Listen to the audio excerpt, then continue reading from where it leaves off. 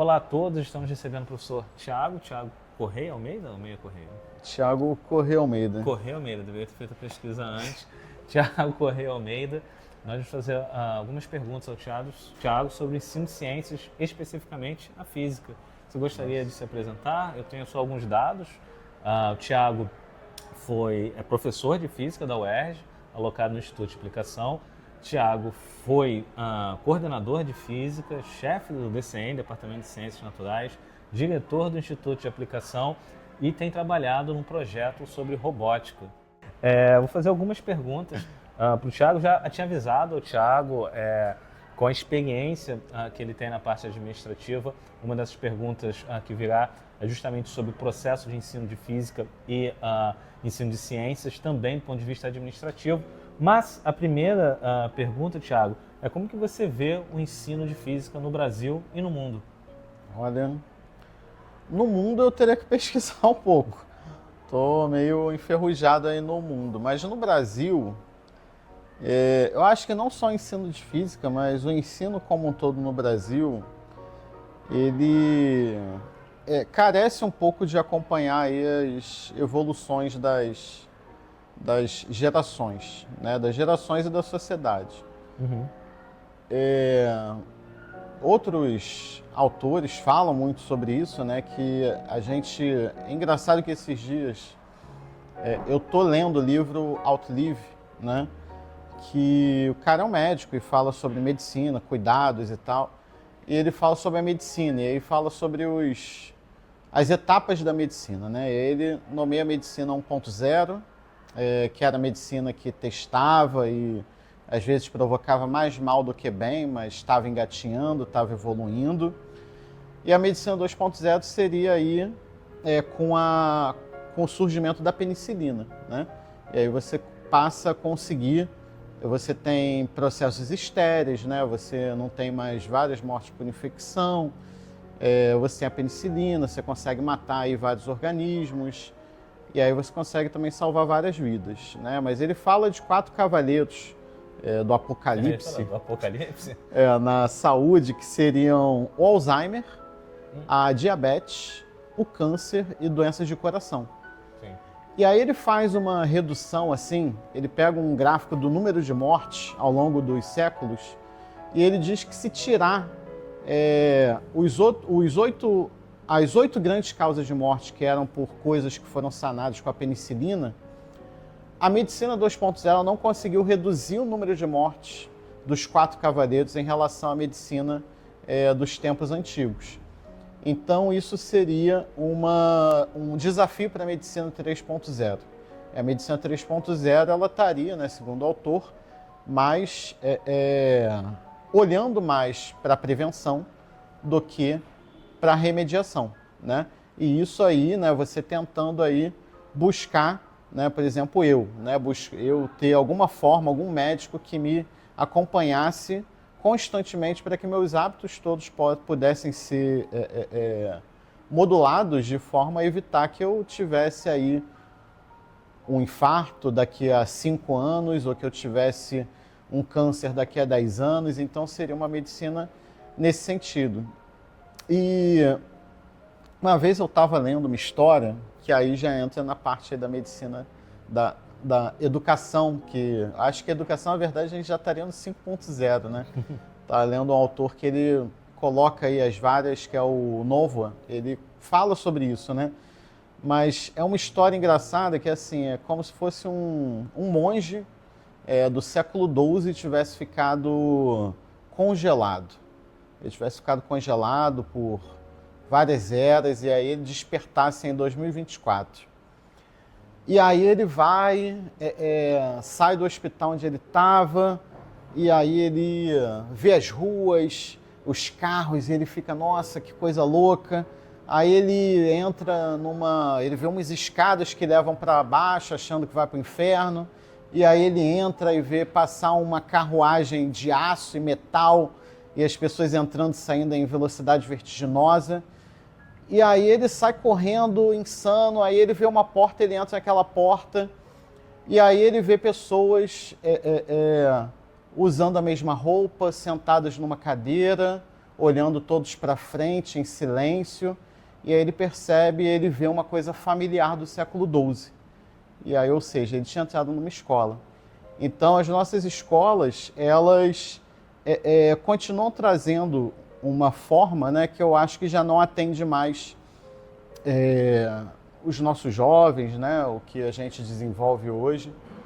Então, eu acredito que assim, não que a gente tem que se render às tecnologias, à velocidade da nossa sociedade, não, mas eu acho que a gente tem que olhar para isso tudo que está aí fora, né? Eu acho que a gente tem, né, na educação, nós temos pouco tempo para pensar, para pesquisar, mas isso acaba sendo uma divergência, né? Porque quantos congressos que a gente tem aí de educação, né? Congressos de ensino, quantas revistas a gente tem de ensino que pensam tudo isso, mas que muitas vezes têm propostas muito boas, mas que estão fragmentadas, né? Todas perdidas. Então, assim, eu acho que a gente precisa ter a âmbito nacional, né? E aí seria no MEC, né? Uma comissão para poder, mas assim, comissão de pessoas que estão no chão da escola, né? Para poder pensar aí, olhar a escola, ouvir os professores, ouvir os profissionais que atuam na educação, ouvir os estudantes, os pais, para a gente, a partir disso, né, e pensando também nas tecnologias, no indivíduo que a gente precisa, né, que é necessário para conviver na sociedade atual, e a partir disso tudo, desenhar aí um novo desenho que seja revolucionário, né, de escola, né? Então, em resumo, assim, falei bastante, mas em resumo, é isso. A gente está numa era de escola que a gente precisa avançar para, da mesma forma que a medicina tem 4 grandes problemas para resolver, a gente tem muito mais do que 4 problemas grandes para resolver. E enquanto a gente não mudar as bases, não mudar aí o que a gente tem na educação, a gente vai estar fadado ao fracasso. Sabe que eu sou um bom leitor do livro do Apocalipse, né? Acho que a educação pode ter mais do que 4 cavaleiros. Mas, Thiago, você falou algumas questões, evidentemente é um vídeo promocional para uma mesa redonda a respeito de ensino de ciências. Não vou adentrar muito, mas alguns pontos que você levanta tem a ver com a minha segunda pergunta. Por exemplo, você fala sobre como as escolas e o ensino deveria acompanhar, de certa maneira, e o desenvolvimento da ciência, a divulgação científica, a sociedade, as gerações. No caso de robótica, também é interessante deixar no ar para o futuro pensarmos e refletirmos. Você diz o critério de previsibilidade, né? Determinismo, se eu conseguiria prever uma doença, de que maneira então a tecnologia e nós mesmos, enquanto sociedade, conseguiríamos nos organizar.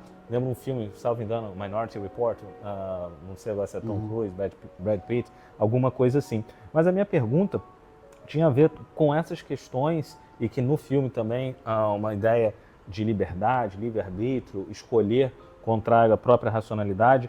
É como você vê o ensino de ciências e a formação humana. A que ponto ensinar física ou ciências de maneira geral se relaciona, é importante com a formação do ser humano? Eu acho que a gente está inundado aí de coisas que estão relacionadas à ciência, né? Às vezes a gente acha que não, a ciência não vai servir em nada para a nossa vida, né? Mas tem muita coisa que nos inunda em relação a isso. Então, assim, a gente olha para o mundo à nossa volta, sei lá, a gente teve aí, muito se fala do Elon Musk, né? Então ele está aí, teve muito metido aí nas nossas relações políticas, né? Agora também um pouco lá na Venezuela. Mas assim, ele, né, muito se fala sobre aquela coisa lá, os satélites, né, que os foguetes que ele lança, o Starlink, né, que leva aí, leva às vezes a internet para lugares inóspitos. Então assim, são feitas narrativas em cima de coisas que a gente precisa filtrar, né? E muitas vezes a ciência, ela nos ajuda a fazer esse filtro, né? Então, há pouco tempo eu vi um filme da Netflix, Não Olhe Para Cima, que assim, o filme me surpreendeu. os cientistas descobrem que está vindo um meteoro colidir com a Terra e levam isso para a presidente dos Estados Unidos, né, que seria lá a pessoa mais poderosa da Terra. E ela está metida em um escândalo político e está em período de votações no Congresso e não pode se preocupar com aquilo. E aí ela meio que deixa para lá, né? E, enfim, aí o filme rola em cima disso, porque é isso, não olhe para cima. Porque enquanto você tem um movimento que é as pessoas que querem que vejam o meteoro e que acabem com ele, tem um movimento que fala, não olhe para cima, não existe meteoro, não vai se colidir com a Terra. E várias pessoas acreditam nessa narrativa, né? Então, a ciência, ela nos dá poder, nos dá ferramenta para que nós próprios não precisamos acreditar em algumas narrativas. Nós temos os próprios métodos para ir a fundo, né, e construir nossa própria narrativa. Então, eu vejo a ciência, né, e a robótica também como ferramentas de libertação, né? Porque se você sabe como funciona alguma coisa, se você sabe, né, que 4 GB RAM é melhor do que 5, é melhor do que 3, mas que 8 GB RAM não vai servir para nada na sua vida, você consegue escolher entre o produto A e o produto B, que às vezes a sociedade vai te empurrar e você às vezes vai pelo mais é melhor e você pode ser ludibriado. Então, a ciência, ela nos dá várias formas da gente se blindar contra isso e também formas da gente aproveitar melhor, assim, algumas coisas, né? Então, vamos supor que você viaja e você, sei lá, você vê uma aurora boreal, você vê um arco-íris, você vê um vulcão em erupção, você conhecer ali o fenômeno natural que está por trás daquilo, você tem um fascínio maior por aquilo que está acontecendo, né? Então você vê lá a neblina, por que a neblina vem, por que ela existe, ela vem do mar e a temperatura maior, a temperatura menor. Então eu acho que é fundamental a gente saber da ciência para a gente ter ferramentas para a gente fazer escolhas melhores, não só em relação à economia e tudo mais, mas também, muitas vezes, escolhas políticas melhores, né? Então, se há um candidato político que nega o aquecimento global e a gente está aí ano após ano, agora a gente não está no inverno, né? Durante a data desse, quer dizer, a gente não está no alto verão durante a data desse vídeo, mas logo mais, quando chegar novembro, dezembro, a gente vai estar sofrendo aqui no Rio de Janeiro, aqui no Brasil, e ano após ano a gente tem aí o ano mais quente da história, o dezembro mais quente da história, o janeiro mais quente da história. E isso são impactos aí de tudo que a gente vive, né? A gente tem um problema muito grande aí, que é o aquecimento global, né? Que é o aquecimento aí do nosso país, e a gente tem que pensar as queimadas, o que elas, né?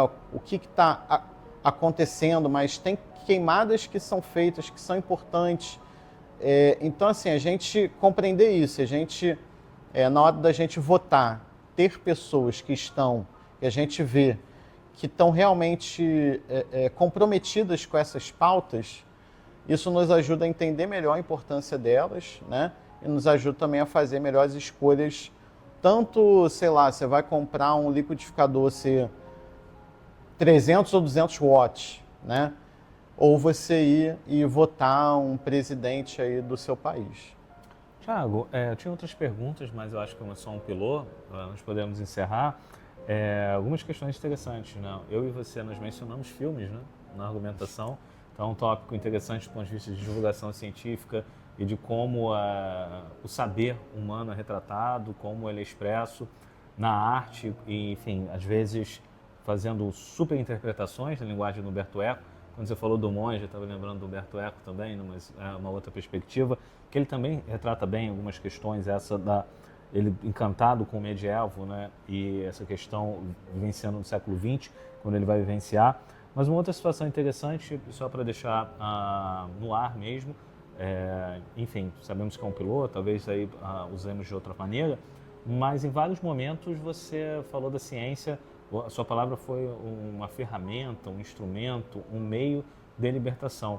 Mas é interessante também ver como a ciência produz instrumentos e ela própria, enquanto teoria, ainda que na sua essência ela tenha essa ideia libertadora, as pessoas que usam, abusam, elas também podem não ter essas boas intenções, né? Então essa ambiguidade entre a ciência, ela de fato favorece o entendimento do mundo. Você usou uma palavra muito bonita, né, que é o fascínio. Você fica fascinado com aquela situação, mas quando você fala, por exemplo, das escolas em associação ao conto, em analogia ao silêncio contemplativo de um monastério, a ciência ela fascina, mas os nossos meios de ensino e de determinadas maneiras, elas cortam esse fascínio, né? Você proíbe, às vezes, esse fascínio de acontecer da melhor maneira possível, inibe esse saber científico que parece ser tão inerente ao ser humano, criando, assim, às vezes, perspectivas bem antagônicas ao próprio saber científico, né? Isso é um problema, como você mencionou bem, nas questões das eleições, escolhas de candidatos e assim por diante. Então, muito obrigado. Encerramos esse vídeo. Estejam conosco. Amém.